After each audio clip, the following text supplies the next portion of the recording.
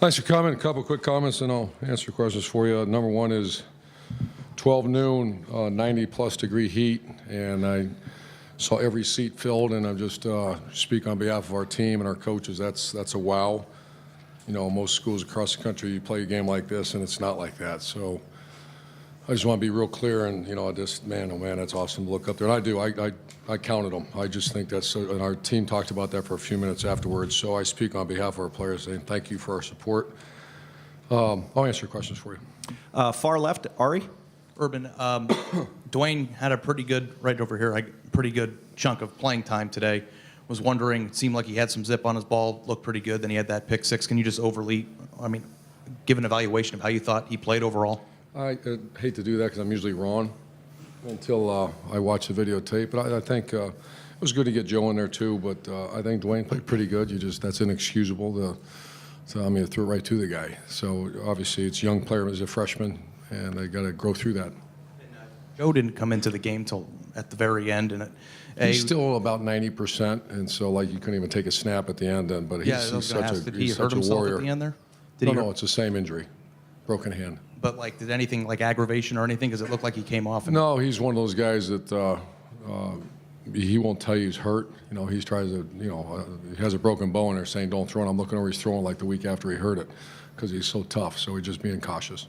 Far right over here, Clay. I don't know if you concern yourself with this kind of stuff, but now that Dwayne has proven he's pretty good, but he's not immortal, do you think the fan base would be more accepting or less critical of JT, and does that matter? Well, I started the press conference thanking our fan base for being there, but I'm not going to take a poll and ask them. That's out of that, not being disrespectful to our fans, but yeah, quarterback's a tough position. He needs to continue working. I'm very, he doesn't throw that darn ball in the coverage like that. Very pleased, but he's got work to do. But you can see the talent. Far left over here, Dom. Urban, you wanted to see improvement out of your offense. With JT in there, 5 touchdown tosses, just overall your thoughts of how the offense improved? Probably the same thoughts as everybody else. Let's go do that against a team that's equally matched, and that's my challenge every day for myself, for our coaches more importantly, and then obviously our players. So that's our challenge is, Big Ten Conference officially starts, and but we also understand you're seeing a bunch of receivers. There's 6 of them that 7 different people caught touchdown passes. Correct. And that's pretty neat to see that happen. And I want to say the ones that caught really had few to begin with as we started the season. Paris didn't have any, right? I think Terry McClory made a couple. Ben Victor maybe had 1. And so you're seeing some growth right now.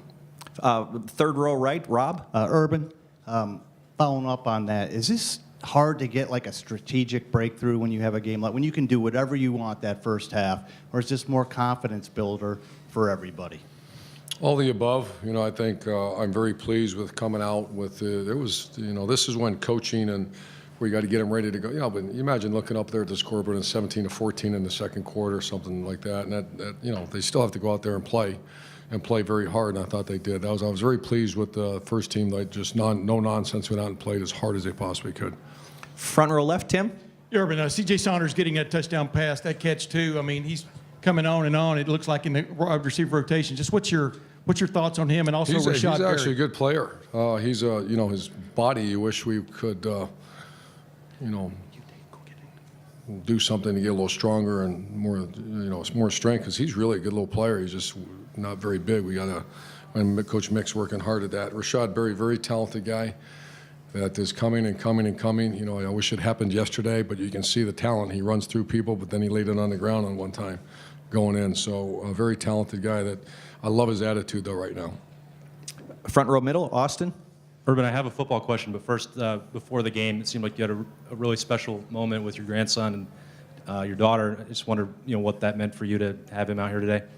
I already said I think I know my Christmas present it's going to be a nice canvas picture of me and my grandson in the horseshoe. So that was awesome. And these guys that Tim mentioned with Saunders and Berry, and JT wasn't throwing to them as the second half of the game, but do you envision that those two can take what they did and then be a bigger factor in that rotation for you? I think for sure Rashad Berry can. I just, once again, CJ's got to, you can't be a hood ornament, and that means you have to be able to block, you have to be able to do all the things. We've had that trouble before with the smaller guys. they can't play. And so his issue is, can he get strong enough to play at this level? Because he's got the shake, he's got the hands, he's got the courage, he's got the go-to or will to, but he's just got to get stronger.